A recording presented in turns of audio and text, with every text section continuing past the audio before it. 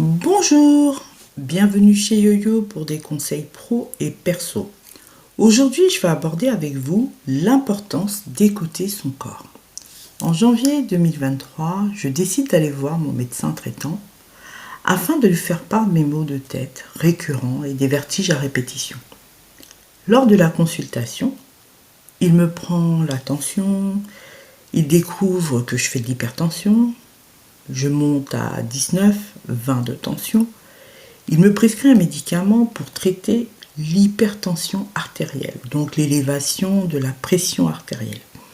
Et il me fait également une ordonnance pour une IRM cérébrale, car il ne savait pas comment expliquer mes maux de tête associés à des vertiges aussi répétitifs. Finalement, je prends rendez-vous pour une IRM cérébrale. L'IRM en fait signifie imagerie par résonance magnétique. C'est un examen de radiologie qui permet en fait d'observer l'intérieur du corps. La conclusion d'une première IRM en septembre 2023 cérébrale indique une découverte fortuite d'un anévrisme cérébral, nécessitant l'avis en fait d'un neurochirurgien. Je décide de faire en fait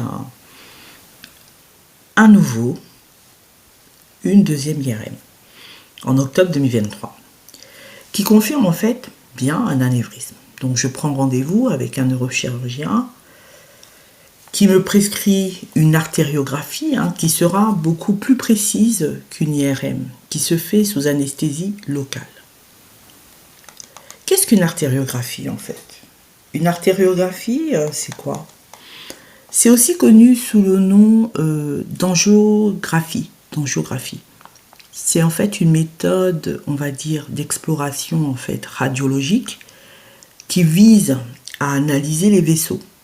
Plus précisément, elle permet l'étude d'une artère et les branches et en fait tout le territoire qu'elle irrigue et le retour veineux.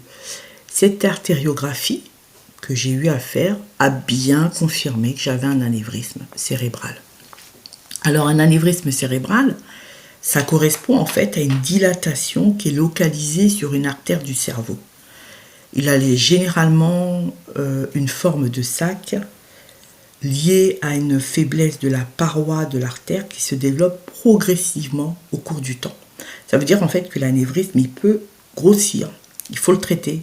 Parce que plus il grossit, il y a risque de rupture d'anévrisme. Donc ça se soigne, ça se traite. Donc moi, j'ai eu à faire une opération, une embolisation, et donc mon anévrisme a été traité. Aujourd'hui, je prends un traitement. Et en fait, j'ai envie de vous dire qu'un anévrisme apparaît lorsque la paroi d'une artère intracrânienne se dilate de façon anormale. Et ça peut créer une poche de sang, d'où l'importance de le traiter. En fait, ce que j'ai envie de vous dire aussi, c'est que les médecins m'ont quand même clairement dit qu'il n'y a pas de signes apparents qui permettent de détecter un anévrisme cérébral. Ça veut dire que mes maux de tête, mes vertiges, n'étaient pas forcément des signes apparents d'un anévrisme. En revanche, il peut exister des facteurs, des causes. Donc moi, en tout cas, en ce qui me concerne, ils ont détecté un facteur génétique, que j'étais une ancienne fumeuse et que je faisais de l'hypertension. En fait, ce sont ces multifacteurs qui peuvent être à l'origine de mon anévrisme cérébral. Aujourd'hui, je vis avec. Alors, pourquoi je vous parle de ça? Je tenais à vous en parler de manière brève, succincte. Je ne suis pas médecin, mais j'ai compris que ce qui m'a touchée, et c'est simplement pour vous dire que nous sommes tous sur cette terre en se croyant bien portants. Donc je vous parle de ça parce que nous sommes sur la terre sans savoir réellement ce que nous portons dans notre corps. Nous avons l'impression d'aller bien, de ne pas s'occuper des petits bobos. J'en parle parce que je crois qu'il est important en fait d'écouter son corps. Cela permet d'être conscient en fait des petits signaux, des messages que notre corps physique nous envoie. En fait, ce sont des messages parfois où on se dit j'ai mal. Ça persiste et on néglige. Alors, c'est ce que nous rappelle un proverbe, une sagesse tibétaine. Le corps communique avec nous en nous envoyant un ensemble de petits signaux qu'il faut savoir détecter, car ils peuvent révéler des mots plus profonds. Alors, nous sommes pris, bien sûr, dans un quotidien trépidant. Nous avons souvent tendance à ne pas y prêter attention, voire à les réprimer, jusqu'à ce que le corps crie au secours et que les problèmes ou les maladies soient déjà installés. Alors, la santé est importante. Sans la santé, que pouvons-nous faire concrètement alors ? Les conseils pro et perso de Yo-Yo sont les suivants. 1. Écoutez votre corps. Les signaux qu'il vous envoie. Votre corps, c'est un dialogue en fait avec soi-même. Votre corps est votre allié le plus proche. Il communique constamment avec vous à travers des sensations, des douleurs, des tensions ou des envies. Ces signaux sont comme un langage que votre corps utilise pour vous avertir. Vous avez par exemple la fatigue. Elle vous signale que vous avez besoin de repos. La faim et la soif. Elle indique que votre corps en fait manque d'énergie ou d'hydratation. Les douleurs, elles peuvent être des alarmes face à une blessure ou un déséquilibre. Les émotions, le stress, la joie ou la tristesse, de toute façon, se traduisent aussi physiquement par des battements de cœur, des respirations, etc. En 2, communiquez avec lui, avec votre corps, en prenant le temps de vous recentrer sur vous-même. Être ami avec son corps, j'ai envie de dire que c'est la clé d'une relation harmonieuse. Considérez votre corps comme votre ami. C'est l'aimer parce qu'il est avec vous, avec ses forces, ses imperfections. Et en fait, c'est l'aimer pour ce qu'il est, votre corps. Ses forces, ses faiblesses, ses imperfections. Cela, en fait, implique beaucoup de bienveillance. Arrêtez de vous critiquer, de vouloir avoir une image parfaite. Votre corps est unique et mérite du respect. L'écoute émotionnelle, c'est votre bien-être mental et physique qui sont liés. En respectant votre corps, vous cultivez aussi une paix intérieure. L'acceptation. Ne cherchez pas à combattre. Ne cherchez pas. Ne pas chercher à combattre son corps, mais à travailler avec lui.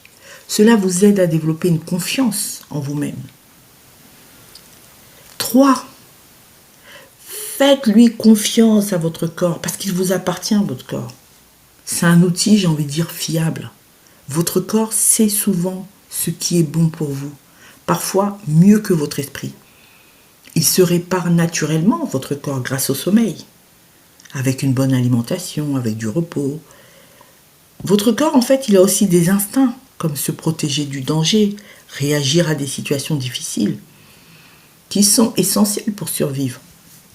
Faire confiance à votre corps, c'est apprendre à respecter son rythme, sans le forcer ou le contraindre.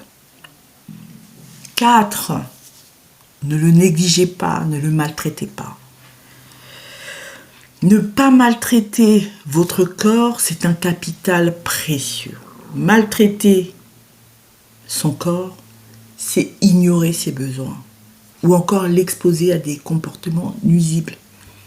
L'excès, par exemple, trop de travail, trop de nourriture, trop de sport, en fait, ça épuise l'organisme. Le manque, négliger le sommeil.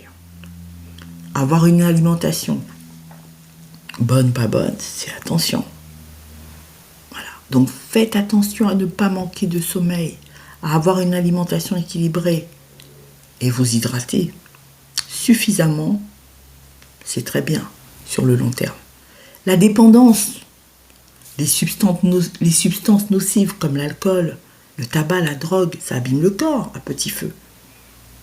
En fait, il faut toujours se rappeler que votre corps est un capital précieux. Il vous encourage à prendre soin avec amour et constance. J'ai envie de dire 5. Se chouchouter constamment. Prendre soin de soi, ce n'est pas une option mais une nécessité. Et comment on fait ? Les petits gestes quotidiens. Hydratez votre peau, étirez-vous, respirez profondément. Les moments pour soi, accordez-vous des pauses, des massages, des moments de relaxation. L'hygiène de vie, dormez suffisamment, mangez varié et bougez régulièrement. Ces attentions, même petites, contribuent à renforcer votre santé globale et votre bien-être émotionnel.